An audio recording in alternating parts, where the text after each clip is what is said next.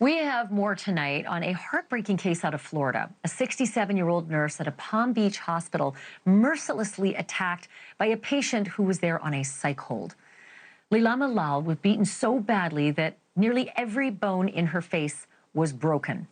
She couldn't breathe on her own, and she may lose her sight forever. Her alleged attacker is Stephen Scantlebury, and just hours before being admitted to Leela's hospital, he called 911 with feelings of paranoia.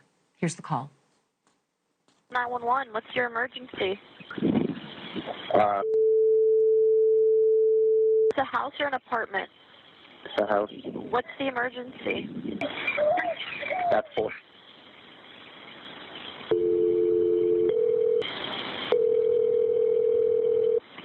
Hello.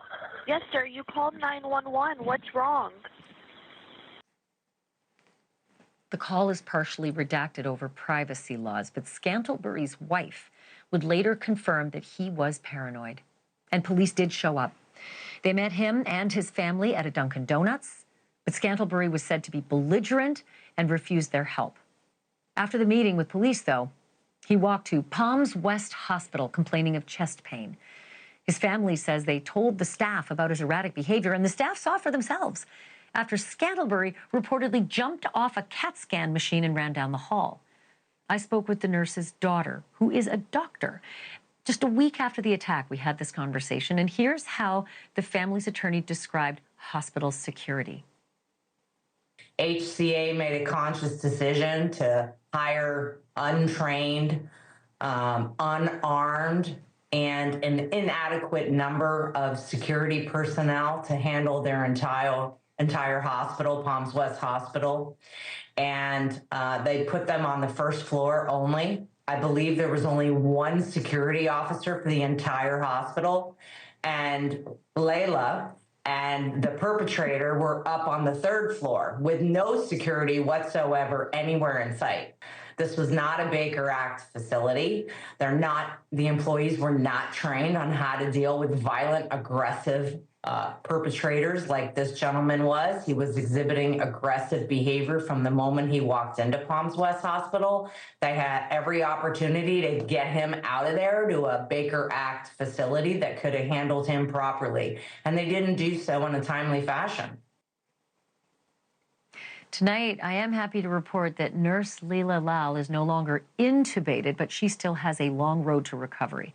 I want to bring in Dave Aronberg, a former state attorney for Palm Beach County and friend of the show. Dave, such a disturbing series of facts. Is the hospital in trouble here? Because the family seemed to do everything. They seemed to tell the hospital, tell the police, he's paranoid, he's troubled, and yet this happened. Ashleigh, the hospital is definitely in trouble civilly, not criminally, but civilly, because they owe their patients and their staff a duty of care. So they could face a major negligence lawsuit. In fact, the family has already hired some prominent personal injury lawyers who are good at. Oh, no, I think we have another freeze. I think we've got bugaboos in our system tonight. Can you hear me, Dave? Because we just lost you. Yes. Sort of mid-answer, but then fine. I think you came back. It's the second time it's happened tonight. I'm so sorry. Let me jump to something else, and that is that Scantlebury reportedly refused help when the police came. There was a call. There was that 911 call. The family met the police at a Dunkin' Donuts, right. And is it just as simple as that? He refuses help, they can do nothing? I mean, he's clearly far more troubled than just being able to refuse help. Well, he was Baker acted. You know, the police decided apparently he was not enough of a threat to himself or others at the time. So then he voluntarily checked himself into the hospital for an unrelated condition. I think it was chest pains.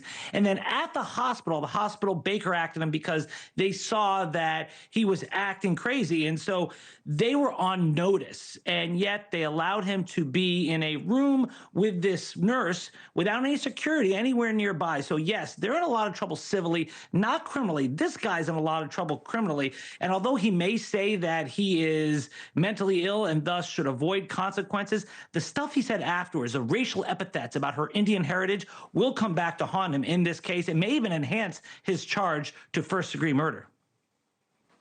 Wow. Well, we know there's a hate charge. I have to wrap it. Can you just tell me one thing, and that is in 5 seconds, competency. Is he going to even be competent to get into a courtroom? That's a big question. They're going to judge whether he is fit to stand trial, whether he can assist with the defense and knows what's happening around him. So that's going to be a big question for prosecutors at the next stage of this trial. Dave Aronberg, thanks so much for your insight. Appreciate it. Good to see you. Thank you, Ashleigh. Thanks for watching. Go to joinnn.com to find NewsNation on your screen. And don't forget to click the red subscribe button below to get more of NewsNation's fact-driven, unbiased coverage.